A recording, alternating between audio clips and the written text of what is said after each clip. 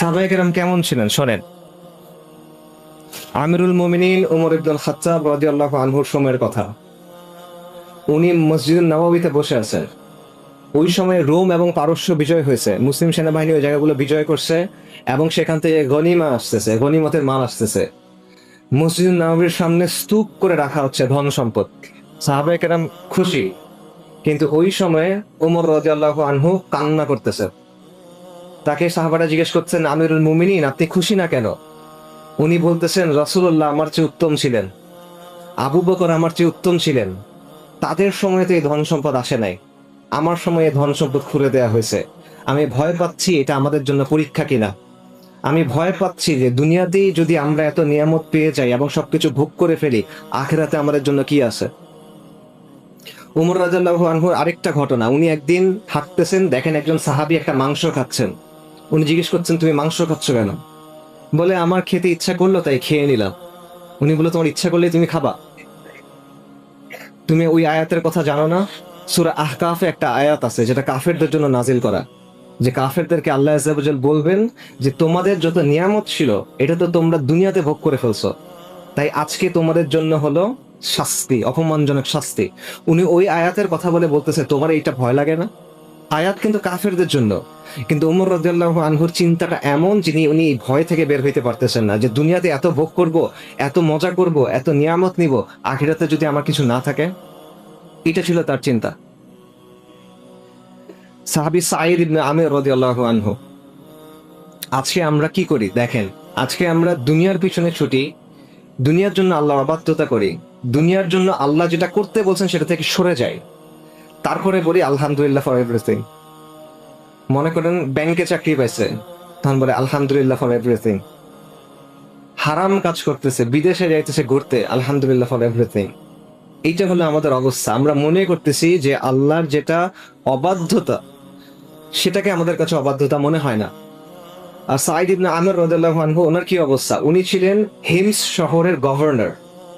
ওনার কাছে একবার ওমর ইবনুল খাত্তাব রাদিয়াল্লাহু আনহু কিছু টাকা পাঠাইছেন, অর্থ পাঠাইছেন। ওই ব্যক্তি যখন ওনার কাছে আসছে তখন উনি বলতেছেন, আমিরুল মুমিনিন আপনার জন্য এই অর্থ পাঠাইছেন। তখন সাঈদ ইবনে আমির বলতেছে, ইন্না লিল্লাহি ওয়া ইন্না ইলাইহি রাজিউন। এরপর ওই লোক টাকা দিয়ে চলে গেছে। ওনার স্ত্রী জিজ্ঞেস করতেছেন যে কি ব্যাপার, আমিরুল মুমিনিন কি ইন্তেকাল করলেন?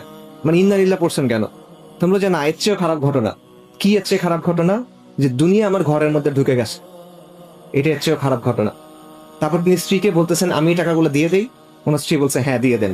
ওনার বাসার সামনে দিয়ে একটা বাহিনী যাচ্ছিল মুসলিমদের জিহাদের জন্য, উনি টাকা তাদেরকে দিয়ে দিচ্ছেন। সাঈদ ইবনে আমির রাদিয়াল্লাহু আনহুর ব্যাপারে ওই শহরের মানুষ 4টা অভিযোগ দিয়েছেন উমর রাদিয়াল্লাহু আনহুর কাছে। 4টা অভিযোগ। প্রথম অভিযোগ, এই ব্যক্তি সকালে দেরি করে আসে। অভিযোগ নাম্বার 2, রাতের বেলা তাকে পাওয়া যায় না, যেহেতু ব্যক্তিটা গভর্নর, সময় অসময়ে তাকে প্রয়োজন হয়, কিন্তু রাতে তাকে পাওয়া যায় না। অভিযোগ 3, মাসে একদিন সে ঘর থেকে বের হয় না। অভিযোগ নাম্বার 4, এই ব্যক্তি হঠাৎ হঠাৎ অজ্ঞান হয়ে যায়। উমর রাদিয়াল্লাহু আনহু তার কাছে জানতে চাইলেন যে কি ব্যাপার, চিসলিকে জানতে চাইলেন, ব্যাখ্যা চাইলেন। তখন সাঈদ ইবনে আমর রাদিয়াল্লাহু আনহু বললেন, প্রথম অভিযোগ, আমি সকালে দেরি করে যাই, অভিযোগ সত্য। কেন সত্য? কারণ আমার বাসায় কোনো কাজের লোক নাই, বাসার কাজগুলো শেষ করে তারপর আমাকে আসতে হয়। এটা ওই শহরের গভর্নর, কিন্তু একটা শহরের গভর্নর, প্রদেশের গভর্নর, একটা শহর না আসলে, একটা প্রদেশের গভর্নর। দ্বিতীয় অভিযোগ, রাতে তাকে পাওয়া যায় না, অভিযোগ সত্য, রাতে আমাকে পাওয়া যায় না, কারণ দিনে আমি মানুষকে সময় দিই, রাতে আমি ইবাদত করি, কারণ আমার নিজের জন্য এই সময়টা আমার রাখতে হয়। তৃতীয় অভিযোগ, মাসে একদিন আমি বের হই না, কথা সত্য, অভিযোগ সত্য, কারণ আমার পোশাক একটা, ওই দিন আমি পোশাকটা ধুই এবং শোকাই, এই জন্য আমি বের হইতে পারি না। আর চতুর্থ অভিযোগ, আমি মাঝে মাঝে অজ্ঞান হয়ে যাই, অভিযোগ সত্য। কেন অভিযোগ? এটা কেন হয়?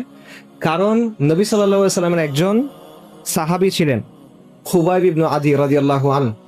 মক্কার কুরাইশ ওনাকে বন্দি করে নির্যাতন করে হত্যা করছিল, এবং তখন খুবাইব রাদিয়াল্লাহু আনহু একটা অভিশাপ দিয়েছিলেন উপস্থিত সবাইকে। তো ওই সময় সাঈদ রাদিয়াল্লাহু আনহু তখন ইসলাম গ্রহণ করেন নাই, তিনি ওখানে উপস্থিত ছিলেন। তো এই ঘটনা ওনার যখনই মনে হয় উনি অজ্ঞান হয়ে যান। তো এই হলো তার অবস্থা। আরেকজন সাহাবীর কথা শুনে, সালমান আল ফারিসি রাদিয়াল্লাহু আনহু, বিখ্যাত সাহাবী। সালমান আল ফারিসি ছিলেন ইরাকের মাদিয়ান এই প্রদেশের গভর্নর। উনি যখন গভর্নর ছিলেন, ওনার পোশাক ছিল এমন একটা জুব্বা যেটা হাঁটুর একটু নিচে পর্যন্ত যায়, এর বেশি নিচে যায় না। উনি গভর্নর থাকা অবস্থায় উনি জীবিকা অর্জন করতেন কিভাবে? উনি ঝুড়ি বানাইতেন নিজে হাতে, বেত দিয়ে ঝুড়ি বানাতেন, সেই ঝুড়ি বিক্রি করতেন। উনি চলাফেরার জন্য একটা খচ্চর ব্যবহার করতেন। সাধারণত সম্মানিত মানুষ খচ্চর ব্যবহার করবে না, ঘোড়া ব্যবহার করবে। উনি খচ্চর ব্যবহার করতেন, এটা নিয়ে বাচ্চারা হাসি ঠাট্টা করতো। উনি চুপচাপ থাকতেন, উনি হাসতেন।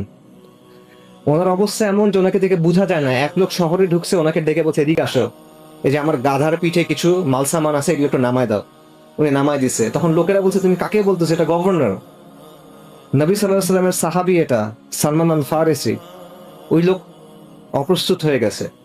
তখন সালমান আল ফারিসি বলছে, কোনো সমস্যা নাই, আমি তো আল্লাহর বান্দা, বান্দা তোমাকে তো সাহায্য করতেই পারে, সমস্যা কোথায়? সালমান আল ফারিসির বাসা ছিল না অনেক দিন। এক ব্যক্তি তাকে বারবার বলতো, ইয়া সালমান, আপনি একটা ঘর বানান, আপনি একটা ঘর বানান। সে শুনে রাজি হয়েছে, আচ্ছা ঠিক আছে, আমার ঘর লাগবে, ঘর বানায় দিবা। কিন্তু আমার ঘর কিরকম হবে বলো দেখি? ওই লোক বলছে, আমি জানি আপনার ঘর কেমন হবে। আপনার ঘর হবে এমন যে আপনি যদি সোজা হয়ে দাঁড়ান, আপনার মাথা ছাদে বাড়ি খাবে, আর আপনি ঘুমানোর সময় যদি পাশ ফিরেন, আপনি দেয়ালের সাথে বাড়ি খাবেন। এটা হলো বাসা, এটা হলো গভর্নরের বাসা। সালমান আল ফারিসি মৃত্যুর কথা চিন্তা করে অনেক কান্না করতেন। তখন মানুষ তাকে জিজ্ঞেস করতো, আপনি কি মৃত্যু ভয়ে কান্না করতেছেন? আমি বলছি, আমি মৃত্যু ভয়ে কান্না করতেছি না, আমার কাছে এটা খারাপ লাগতেছে যে আমার কাছে এত ধন সম্পদ, আমার কাছে এত জিনিসপত্র। নবী সাল্লাল্লাহু আলাইহি ওয়াসাল্লাম যখন ইন্তেকাল করছেন, তখন তো তার কাছে এত জিনিস ছিল না। তো আখিরাতে তার সামনাসামনি হলে আমি কি বলবো? এই জন্য উনি কান্না করতেন। ওনার কাছে এত জিনিসপত্র কি জানেন? 3টা জিনিস, একটা লাঠি, একটা কম্বল, একটা পানির পাত্র। এই হলো এত জিনিস যেটার জন্য উনি ভয় পাচ্ছেন। ওনার কাছে আরেকটা জিনিস ছিল, 4 নাম্বার জিনিস, দামি জিনিস। ওনার কাছে দামি মিস্ক ছিল, আতর ছিল, কিন্তু এই আতর উনি ব্যবহার করতেন না। যখন ওনার মৃত্যুর সময় আসছে, তখন উনি ওনার পরিবারকে বলছেন, আমার দামি আতরটা এখন নিয়ে আসো, আমার মেহমানদের জন্য এই আতর প্রস্তুত করো। তারপর উনি বলছেন যে আমার চারপাশে এই আতর ছড়ায় দাও, কারণ আজকে ফেরেশতারা আমার কাছে আসবে। এইভাবে উনি মৃত্যুর জন্য প্রস্তুতি গ্রহণ করছেন।